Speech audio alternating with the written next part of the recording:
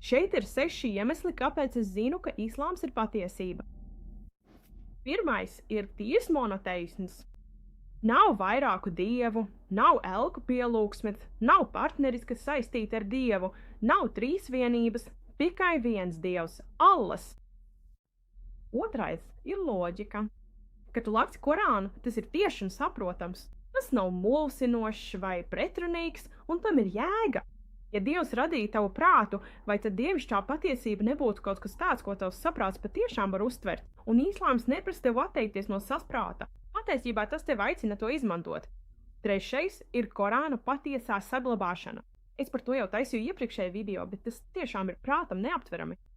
Miljoniem cilvēku to ir iemācījušies no galvas vārds vārdā 1400 gadu, un rakstītās kopijas pilnībā sakrīt. Tas burtiski ir kā cilvēku blokķēde. Viena grāmata, viens autors nekad nav mainīta, nekad nav sagrozīta.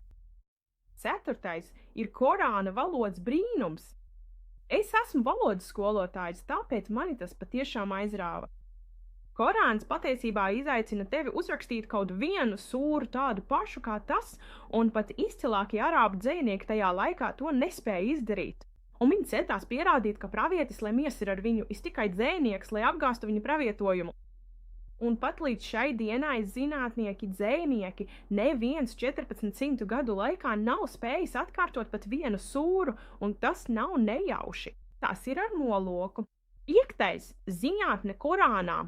Ir vairāk nekā 700 zinātnisku faktu, daži no tiem aprakstīti tik detalizēti, piemēram, embrioģenēze, attīstības stadijas, kuras mēs pat nebijām novērojuši, līdz izgudrojām mikroskopus.